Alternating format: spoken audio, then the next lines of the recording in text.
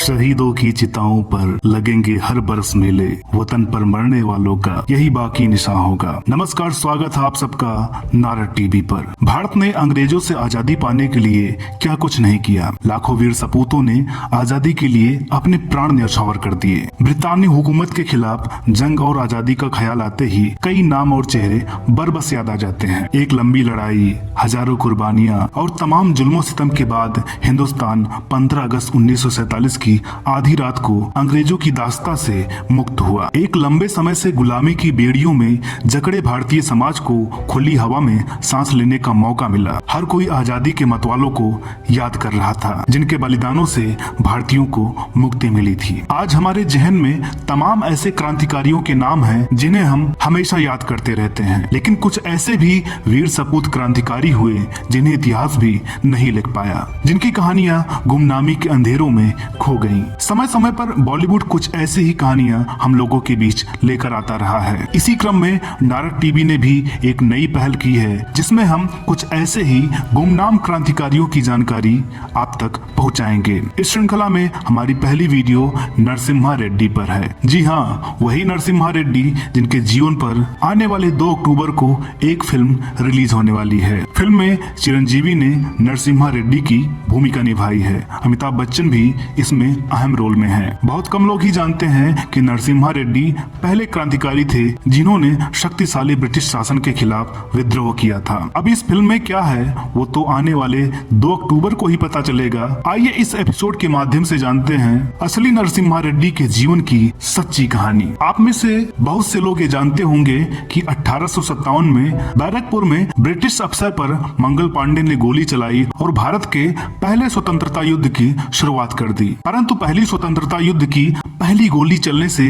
10 साल से भी ज्यादा वक्त पहले एक सेनानी ने अंग्रेजों के साथ खून की होली खेली थी। अंग्रेज उस योद्धा से इतने घबराए कि उसके मरने के बाद भी उन्होंने उसका सिर 30 साल तक एक किले पर लटका कर रखा। इस योद्धा का नाम है नरसिम्हा रेड्डी। ये बात है सन 1839 के आसपास की। तब तक अंग्रेजी सत्ता हिंदुस्तान पर पूरी तरह से अपना प्रभुत्व जमा चुकी थी। जिन्होंने अंग्रेजों का विरोध किया उनका राज्य चला गया और उन्हें जान से भी हाथ धोना पड़ा। कई राजाओं और नवाबों ने अंग्रेजों की अधीनता स्वीकार कर ली। इन सब की मुख्य वजह थी देश में आपसी फूट, जिसका फायदा अंग्रेजों ने उठाया। चारों तरफ अंग्रेजों का अत्याचार हो रहा था। अंग्रेजी हुकूमत मनमाने ढंग से तरह तरह के लगान लगाकर हिंदुस्तान की आम जनता का खून चूस रही थी। ये बात है मद्रास की। रैतवारी लगान ने पूरे मद्रास के ढांचे को बिगाड़ कर रख दिया। भारी भरकम लगान के तले दबकर वहाँ के किसान भूखों मरने लगे। लगान हर हाल में देना था, चाहे खेत में अन्न का एक दाना भी न उगे। लगान न देने पर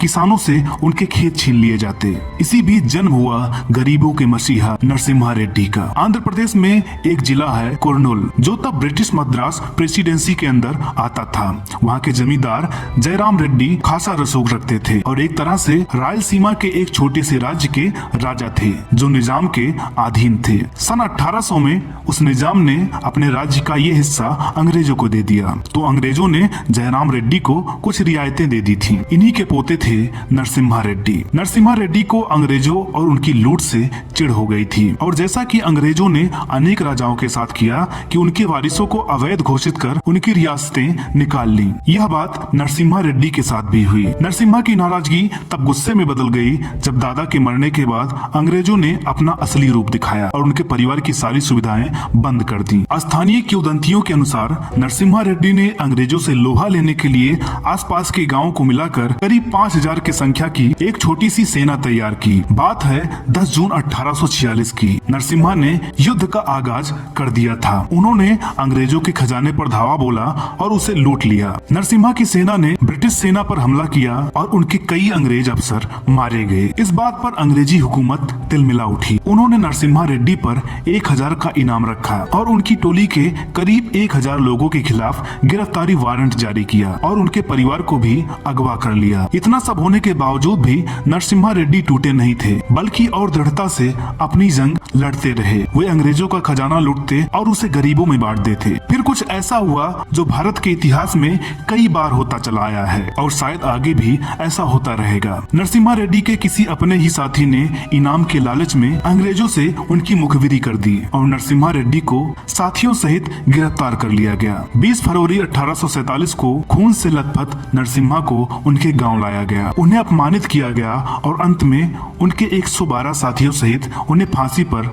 लटका दिया गया। लोगों में डर पैदा करने के लिए अगले 30 सालों तक उनके सर को एक किले से लटका कर रखा गया। नरसिम्हा तो चले गए, लेकिन वे लोगों के मन में क्रांति की ज्वाला जगा गए, जो अगले 100 सालों तक देशवासियों के दिलों में धधकती रही और अंत में 15 अगस्त 1947 को हमें अंग्रेजों की दास्ता से मुक्ति मिली। ऐसे वीर सपूत को शत शत नमन। दोस्तों, उम्मीद करते हैं कि आज का ये एपिसोड आपको पसंद आया होगा। आगे भी हम इस श्रृंखला के वीडियोस लाते रहेंगे।